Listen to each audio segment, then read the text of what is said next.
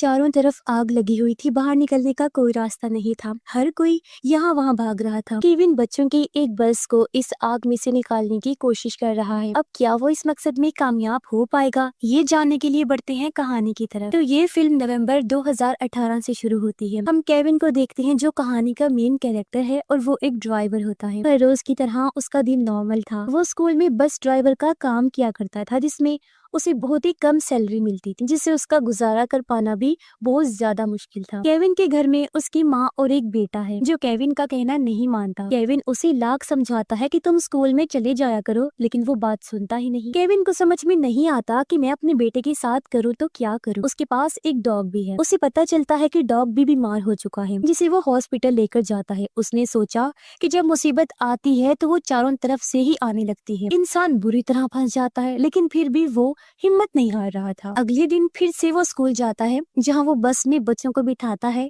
और स्कूल छोड़ देता है। अब ये कैलिफोर्निया का एक पैराडाइज नाम का शहर है, जहाँ पर आमतौर पर मौसम सूखा और गर्म रहता है। पहाड़ों के ऊपर हम बिजली के खंभों को देखते हैं। यहाँ पर एक बिजली की तार के अंदर कुछ शॉर्ट सर्किट हो जाता है, जिस वजह से चिंगारियां घास के ऊपर गिर जाती हैं। अब क्योंकि मौसम बिल्कुल सूखा था, जिस वजह से घास भी सूख चुकी थी, तो उस घास के अंदर आग लग जाती है। ये आग बड़ी तेजी से जंगल की तरफ ही जाने लगती है, जिस तरफ पूरा पैराडाइज शहर मौजूद है। जो लोग शहर के अंदर थे, उन्हें आने वाले खतरे के बारे में बिल्कुल भी पता नहीं था। अब केविन स्कूल में बच्चों को छोड़ देता है, जिसके बाद उसे अपनी बस को वहाँ से गैराज में लेकर जाना था, ताकि वो बस को ठीक करवा सके। तब तक जंगल में आग बहुत फैल चुकी थी। कुछ पुलिस वाले आग को देख लेते हैं और फायर ब्रिगेड वालों को फौरन इस बारे में खबर करते हैं। जहाँ फायर ब्रिगेड वाले आते तो है, लेकिन उन्हें पता चलता है कि ये आग पहाड़ के ऊपर लगी हुई है और वहाँ तक पहुँचना थोड़ा मुश्किल है। लेकिन फिर भी वो हिम्मत नहीं हारते और किसी तरह दूसरे रास्ते से पहाड़ के ऊपर जाने की कोशिश करते हैं। लेकिन कुछ वर्कर्स इसी आग में फंस जाते हैं। हम केविन को भी देखते हैं, जो स्कूल बस को लेकर यहाँ से गैराज की तरफ जा रहा था। उसे आग के बारे में अभी तक कोई जानकारी नहीं थी। घर से उसकी माँ का कॉल आता है। वो कहती है कि तुम्हारा बेटा उल्टी कर रहा है और उसे हॉस्पिटल ले जाने की जरूरत है। तो केविन कहता है कि परेशान होने की जरूरत नहीं है, मेरे पास बस है और मैं किसी मेडिकल स्टोर से दवाइयाँ लेकर आ रहा हूँ। इसीलिए वो गैराज की तरफ ना जाकर सीधा मेडिकल स्टोर की तरफ निकल जाता है, क्योंकि उसे अपने बेटे की भी जान बचानी है। अब शहर के अंदर खड़े होकर ये धुआं साफ देखा जा सकता था। उन्हें पता चलता है कि हवा भी हमारी तरफ ही चल रही है, यानी कि ये आग बहुत जल्दी शहर तक पहुंच जाएगी। पुलिस वाले एक जगह इकट्ठा होते हैं और इस बात का पता लगाने की कोशिश करते हैं कि ये आग लगी कैसे है, क्योंकि अमेरिका के जंगल में आग लगना एक नॉर्मल हादसा होता है, लेकिन आग इतनी ज्यादा तेज लगना ये नॉर्मल नहीं था। कुछ आग के ऊपर तो उसी टाइम पे काबू पा लिया जाता है जो छोटी मोटी आग थी, लेकिन इस वाले एरिया की आग के ऊपर अभी तक कोई कंट्रोल नहीं था। पुलिस वालों को पता चल जाता है कि वहाँ पर बिजली की लाइंस लगी हुई हैं और जब आग की चिंगारियां आई थी,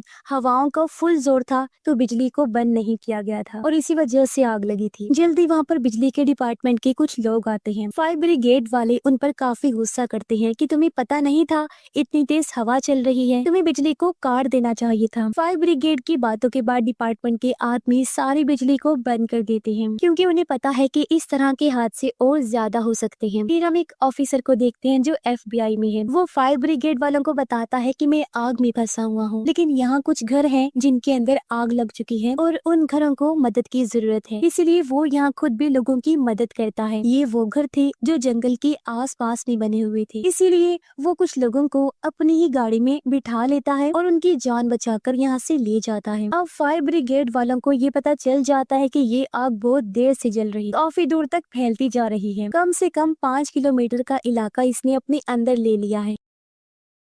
केविन के पास भी उसकी बॉस का कॉल आता है। वो कहती है कि अगर गैराज में बस ठीक हो चुकी है तो तुम बस को जल्दी से लेकर आ जाओ, क्योंकि आज बच्चों को जल्दी छुट्टी करवाएंगे। लेकिन केविन तो गैराज के अंदर अपनी बस लेकर गया ही नहीं था, वो तो दवाइयाँ लेकर अपने घर की तरफ जा रहा था। फायर ब्रिगेड की गाड़ियाँ भी इतनी ऊपर तक नहीं जा सकती थी, जिस वजह से यहाँ पे छोटे छोटे हेलीकॉप्टर्स और जहाजों की मदद ली जाती है। वो जहाज पानी भरकर जंगल के ऊपर फेंकने का काम करते हैं, ताकि आग के ऊपर काबू पाया बुझाया जा सके, लेकिन इतनी तेज आग के ऊपर काबू पाना बहुत मुश्किल लग रहा था। आग बस बढ़ती ही जा रही थी और इसीलिए आग बुझाने वाले और भी हेलीकॉप्टर्स की मांग करते हैं, क्योंकि जमीनी रास्ते से आग को बुझाना मुमकिन ही नहीं था। अब FBI का ऑफिसर कुछ लोगों की जान बचाकर जंगल के अंदर से निकल रहा था, लेकिन आग उसकी चारों तरफ आ जाती है। उसे पता चल जाता है कि मैं यहाँ से बचकर नहीं निकल सकता, इसीलिए वो सभी लोगों को तालाब के अंदर भेजता है ताकि वहां जाकर सभी लोग अपनी जान बचा सके। केविन को भी ये पता चल जाता है कि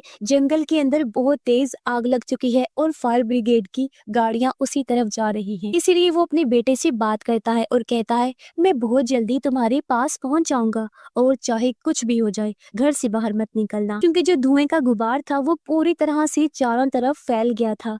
सारे बच्चे स्कूल के अंदर हैं, वो भी खिड़कियों से बाहर धुएं के गुबार को देख पा रहे थे। उन्हें भी पता चल जाता है कि कहीं पे आग लगी हुई है। यहाँ पर एक टीचर भी थी जिसका नाम मैरी होता है। वो इन सभी बच्चों को एक जगह इकट्ठा करती है और उन सबको बैठने के लिए बोलती है। काफी सारे पेरेंट्स तो अपने बच्चों को लेने के लिए स्कूल में ही आ गए थे, क्योंकि उन्हें भी डर लग रहा था कि कहीं उनके बच्चे खो ना जाएं। लेकिन अभी भी कई पेरेंट्स ऐसे थे जो अपने बच्चों तक नहीं पहुंच पाए थे और ये टोटल 22 बच्चे होते हैं। केविन के पास उसकी वाइफ का कॉल आता है। पता चला कि वो अपनी वाइफ के साथ नहीं रहता।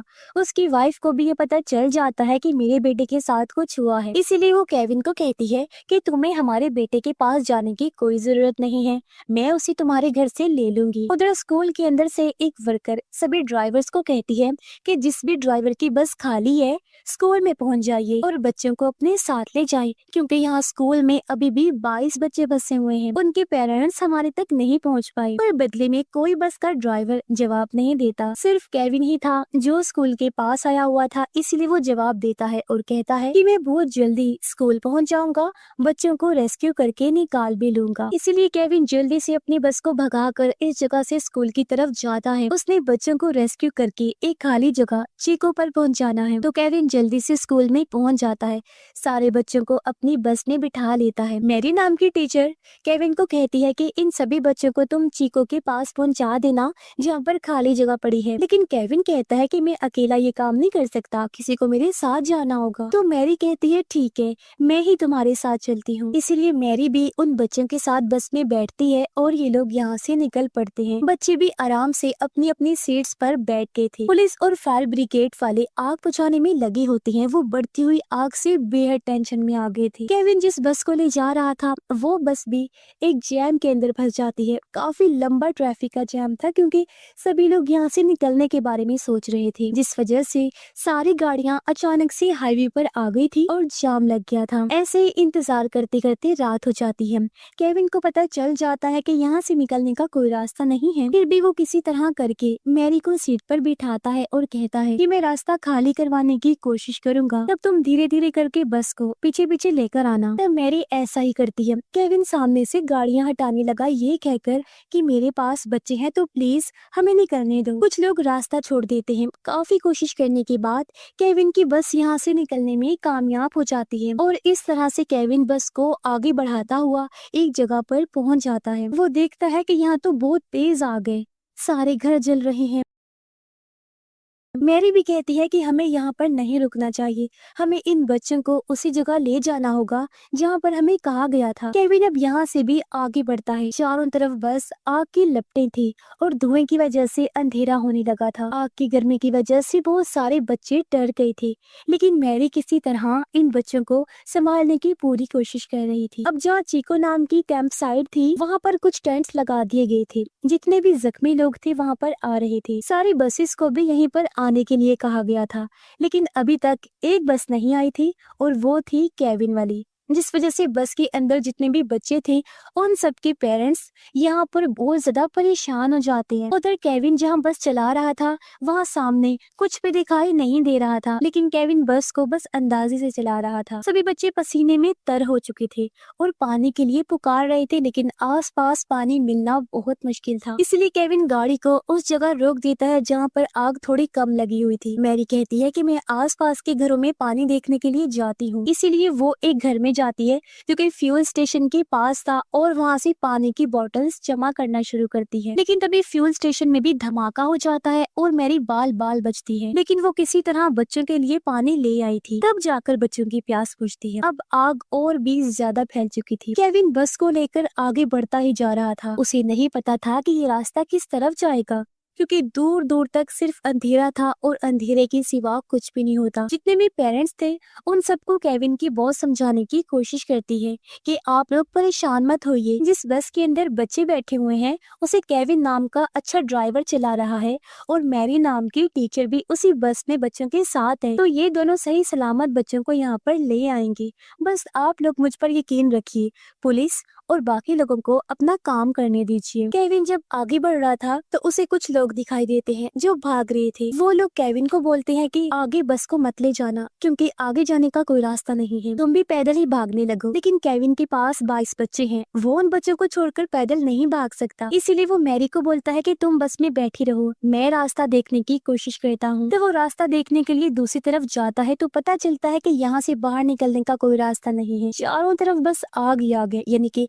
आगे भी आगे और पीछे भी है। इसीलिए वो फैसला करता है कि बस को कुछ देर यही रोक कर रखना होगा, जब तक आग थोड़ी बहुत शांत नहीं हो जाती या हवा की रफ्तार धीमी नहीं हो जाती। सारे बच्चे रो रहे थे। मैरी उन्हें शांत करवाने की कोशिश कर रही थी। वो मैरी को कहता है कि मेरे पास एक आइडिया है, मेरी जो टी शर्ट है उसे फाड़ कर बच्चों के मुंह पर लगा दो ताकि बच्चों के अंदर जहरीली गैस ना जाए। तो वो ऐसा ही करती है। केविन अपने टी शर्ट के छोटे छोटे टुकड़े करता है, उन्हें पानी में भिगो कर बच्चों को नाक पर रखने के लिए देता है ताकि वो बच सके। पुलिस वालों की हिम्मत भी अब जवाब देने लगती है। उन्हें पता चल जाता है कि इतनी बड़ी आग पर काबू पाया नहीं जा सकता, क्योंकि ये आग सिर्फ छोटे से एरिया में नहीं बल्कि बहुत बड़े इलाके में फैल चुकी थी। ना तो इसे हेलीकॉप्टर या जेट की मदद से बुझाया जा सकता है और ना ही फायर ब्रिगेड की गाड़ियों से। इसलिए वो फैसला करते हैं कि हमें सिर्फ एक ही चीज पर फोकस करना होगा, वो है लोगों की जान बचाना। फायर ब्रिगेड के जो बड़े ऑफिसर्स होते हैं वो मीडिया के सामने भी यही बयान देती है कि किसी को टेंशन लेने की जरूरत नहीं है। जितने भी लोग या बच्चे आग के अंदर फंसे हुए होंगे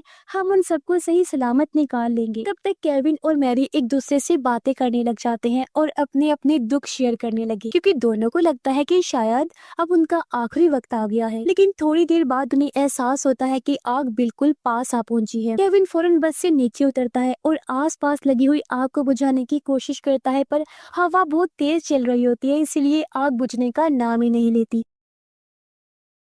ये देखकर केविन को समझ आ जाता है कि अब यहाँ कोई भी उनकी मदद करने नहीं आएगा। इसीलिए वो फिर से बस में चढ़ जाता है और फैसला करता है कि चाहे कुछ भी हो जाए बस को आगे लेकर जाना ही होगा। बस शुरू में चलती ही नहीं, लेकिन केविन बार बार कोशिश करता है। लंबी कोशिश के बाद आखिर बस स्टार्ट हो जाती है और वो बस को आग के बीच से निकाल कर आगे ले जाने लगता है। ये बहुत ही बड़ा रिस्की काम था, क्योंकि अगर कोई जलता हुआ पेड़ बस के ऊपर गिर जाए या बस को आग लग जाए तो यहाँ इन बच्चों को बचा पाना नामुमकिन काम था। अब उन्होंने खिड़कियां और दरवाजे बंद करके रखे थे, इसी वजह से धुआं अभी तक अंदर नहीं आया था और कुछ ना नजर आने के बावजूद भी केविन बस अंदाजे से चलाता रहता है और आगे बढ़ता रहता है। और फिर काफी कोशिश करने के बाद वो एक ऐसी जगह तक पहुंच जाता है जहाँ तक आग पहुंची नहीं थी और इस तरह से वो उस जगह से बाहर निकल पाता है। फिर यहाँ से भी वो अपनी बस को उस जगह ले जाता है जहाँ पर उसे बस लाने के लिए कहा गया था। उस जगह पर पेरेंट्स उदास खड़े हुए थे, लेकिन जैसे ही वो बस को देखते हैं उन्हें पता चल जाता है कि हमारे बच्चे सही सलामत आ चुके हैं। इस वजह से सभी पेरेंट्स खुश हो जाते हैं और अपने अपने बच्चों को संभाल लेते हैं। साथ ही साथ पेरेंट्स मैरी और केविन का शुक्रिया अदा भी करते हैं, क्योंकि उन्होंने अपनी जान की परवाह ना करते हुए सभी बच्चों की जान बचाई और उनको सही सलामत ले आई। अब केविन को अपनी फैमिली को भी ढूंढना था।